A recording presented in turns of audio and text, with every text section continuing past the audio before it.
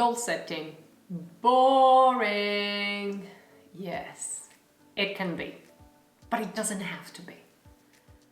And when your goals are formulated in a way that actually makes you want to grab something and start doing, that's not boring.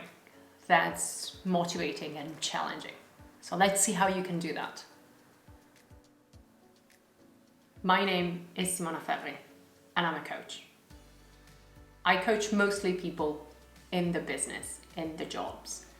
And in coaching, we work a lot with goals or objectives. They're the basis of our craft. A coaching program is designed to help the coachee reach some goals. And the way you write them down, you formulate, the words that you use, the verbs that you use, actually matters.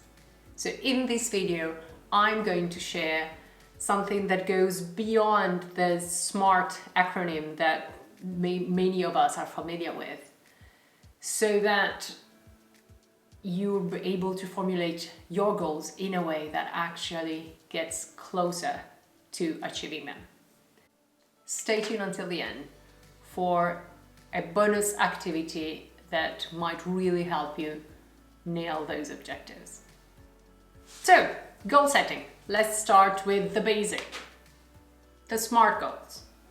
So here's the acronym, one you're probably familiar with, and let's just go through it. And let's use an example. So let's say that this year I want to earn more money than last year. So the goal needs to be specific. So what does more money mean? Well, let's say that it means more revenue for my business. So it could be revenue, it could be, EBIT, it could be, earning after tax. Let's be specific.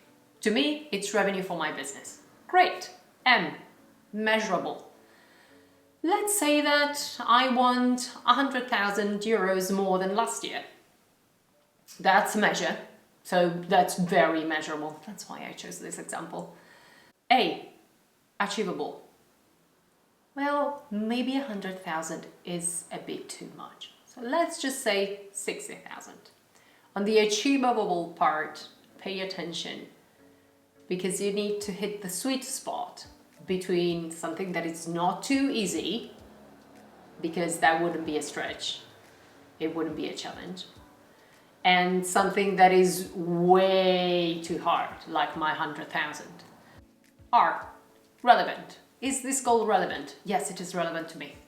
And it's my business, my heart is in it, and also I am the main person who is going to achieve that revenue. So it is relevant. It's not somebody else's revenue. It's my revenue, and I have a direct impact on that. Finally, T, time bound. Well, at the beginning I said this year, so that would be the end of this year.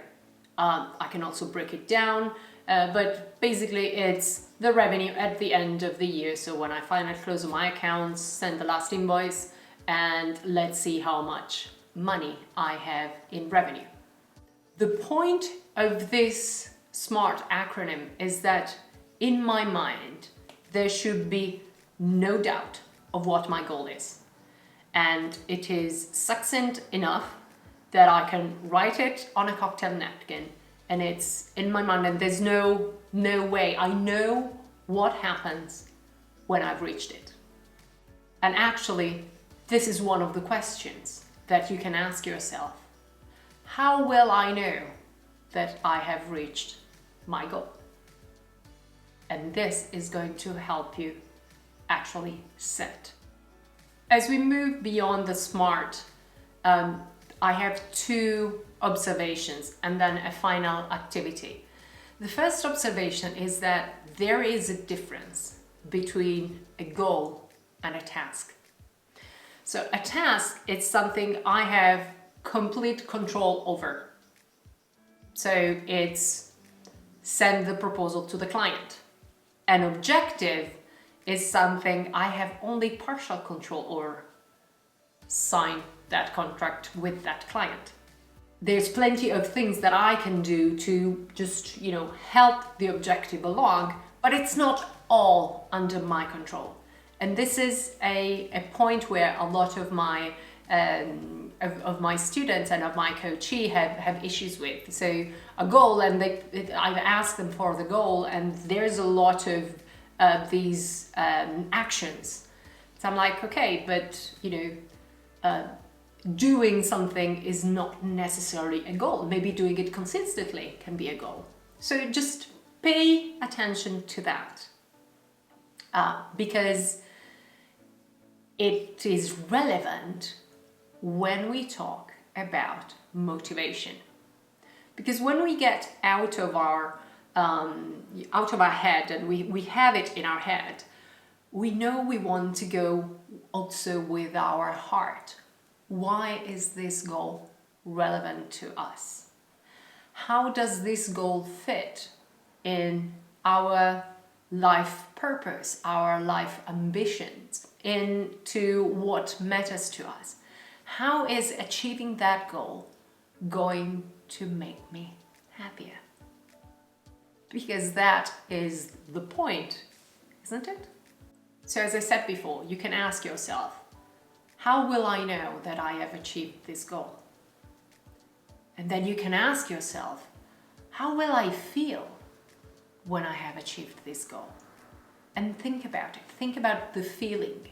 If your goal is only linked to, for example, a bonus, that's an extrinsic motivation, which might be good, but we know, and science tells us, the research tells us, that our intrinsic motivation to do something is much more powerful in terms of motivation. So ask yourself all of those questions. Why is this relevant to me? Why is it important in my life? What is the ultimate purpose? How will this make me happier? Ask yourself these points and see how your goal fits into all of this, or modify your goal if you can make it fit better into your life and what it is that you want to achieve. So all these questions were my second addition to the SMART acronym. And now we come to a really powerful exercise. Already, if you answer those questions honestly, they will go a long way to help you get in the right mindset and achieve your goal. One extra layer that you can add is to visualize yourself having achieved your goal, and visualize how you are going to get there. Visualization is a technique that is used by many high performance, especially athletes, who just sort of condition their mind again and again to perform that which is going to make their performance best. So what happens is that when we think and when we visualize in something intensely, it's like our brain is already living it. The result in our brain is very similar to actually doing it. So this is a very, very powerful tool that we have. So my suggestion here is visualize what it means to have reached your goal. And how can you do that? Well, for example, you can write a letter to yourself. And in that letter, just write it as if, okay, it's today, and I've just seen that I have achieved my 60K extra revenue for this year. And I am writing it. So it's me writing a letter as if I were in the future.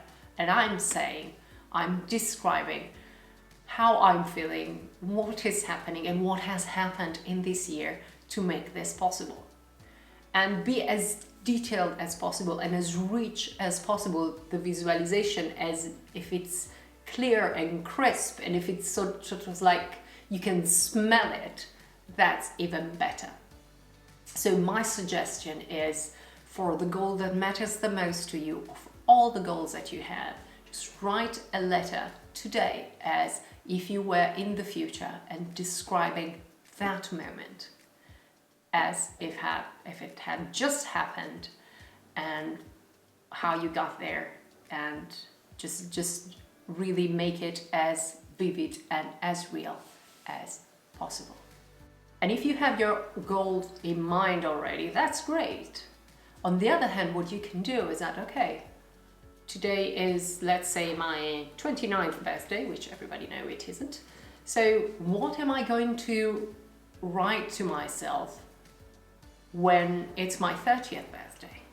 What it is that I want to be able to say and to see and to look and to feel when I turn 30. And that might go a long way towards helping you figuring out what your goals for the next year are. Goals are a product of our mind. We set them and we go about achieving them. With the SMART acronym, we make sure that our mind is pretty clear on what happens. But it is when we ask ourselves questions and when we visualize that we get our heart engaged, and that will make sure that our legs are actually going to do the work that it takes to actually achieve those goals. If you like this video, please give it a thumbs up, comment, share it, and subscribe to the channel. I will see you soon.